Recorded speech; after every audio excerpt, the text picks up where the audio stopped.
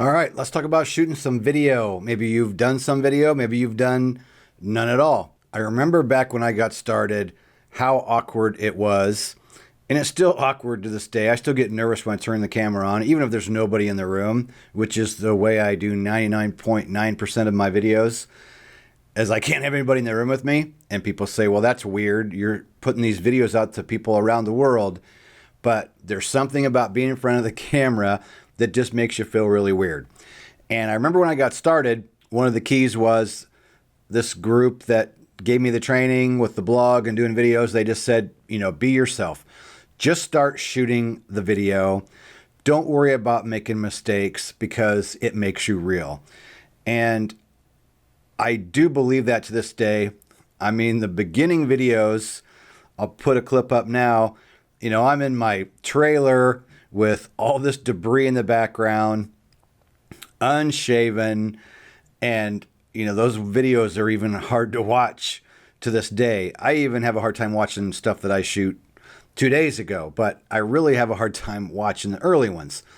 But what's neat about it is people see over time, they see how you improve. And that's the only thing I guess that makes me feel decent about it, is because as I get better and more confident, people see that and they make comments. Hey, you're getting a lot better with your videos, and the quality's a lot better, the video's better, the audio's better. So people will notice. So when you get started, you just have to have the guts to start shooting the video. And I'm going to give you about 12 tips here of things that I've taken down from the people that I watch, the people that I learn a lot from, and have learned basically pretty much everything that I do from today. And I've written down some of the big tips that I think are key. Eye level. Like right now, I have the camera directly about eye level. They say eye level is good, or maybe even a little above eye level, because that helps hide, this area below your chin, makes you look slimmer, makes you look younger. They were talking about how some people are shooting video with their laptop in their lap with their webcam, so they're looking down like this, and the camera's going up their nose. So you want to have camera eye level. Eyes on camera is the next one. I'm guilty of talking about things and looking off their direction, and I know that's one area that I have to work on, and I'm struggling to, keep my eyes on the camera. You feel silly looking at a camera, but that's what you have to do. Framing. I showed you in the first video, number one video in this training, where I shot my first video and my whole head was in the camera. That's a big one that you hear a lot. Make sure that, the camera is back away from your face. Don't have the whole screen, just your head. And one idea is hand on top of your head is a good distance for what should be above the screen in the camera. I look back and laugh now at those first few videos where my head was just filling up the whole screen. Backlighting. Don't stand in front of a window. Window seems like a good idea, but if you don't have the right lights pointing on you when you're in front of a window, it'll make your face look dark, and that's just not a good way to shoot your video. Use a front light to help light up your face. I have some videos when I go back now, and I have some that are really dark, or I'm really shadowed on one side. The lighting that I have now is actually just the fluorescent lighting, but the ceiling in here is on an angle, and they're new lights with new covers, and the lighting seems to work pretty good in here. I've struggled over the years with lighting. There's all kinds of reasonably priced lighting kits out there, and most are pretty inexpensive. Background not cluttered. I'm just shooting in front of my green cloth, which is my green screen. For right now, it's just a nice solid background, nothing in the back, nothing cluttering up the screen. That is very annoying. Like I said with my videos in the beginning, when I watch them now, I'm like, oh my God, I'm shooting them in my old trailer with all this nastiness in the background, and it just looks bad. Noise. I shoot most of my video either on the weekends or in the evenings at the airport. During the daytime, during the week, I try to do administrative stuff and do other things, just because people mowing, airplanes coming and going, somebody knocking on your door. There are just so many distractions and so many noises that it's really something you got to put some thought into, and you may be shooting video at oddball times just to, have a nice quiet background. How you dress. Today I'm just wearing a white t-shirt. I'm comfortable in the t-shirt. It's a Saturday. I felt like being comfortable today. Most of the time I try to wear a decent button-up shirt. I use solid colors.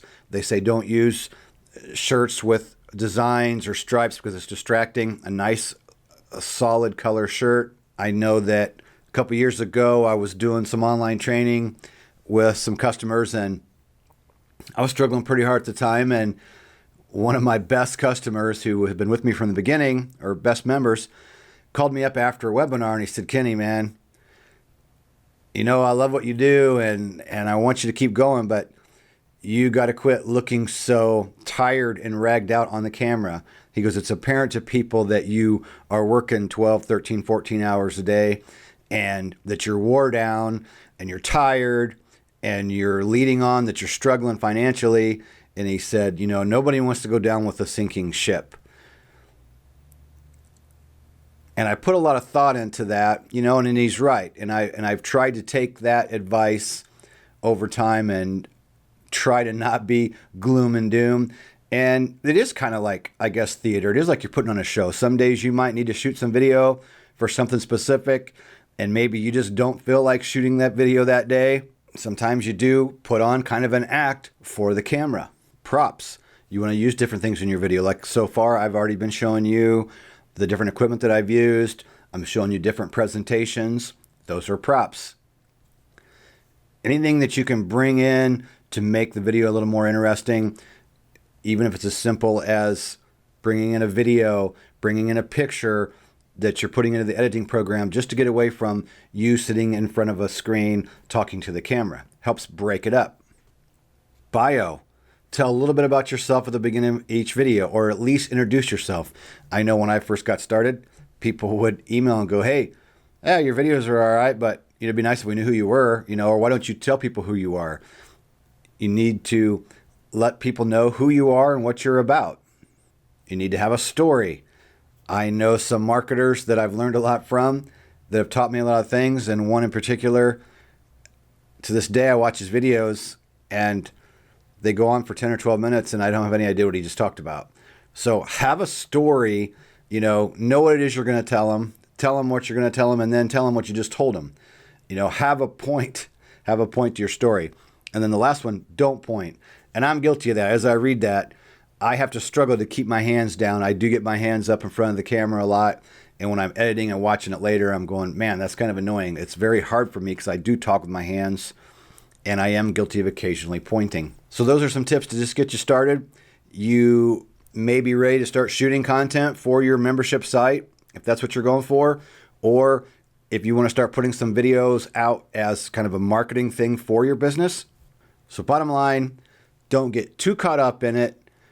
Just start shooting video. Don't worry about editing out every single mistake.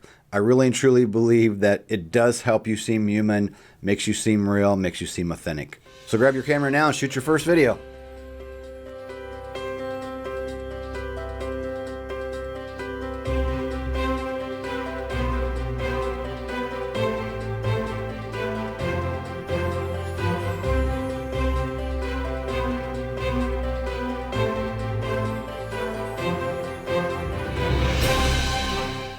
Hovering flight, also called tail rotor drift. It's one of the 3 T's that everybody screws up: effective translational lift, transverse flow effect, and translate.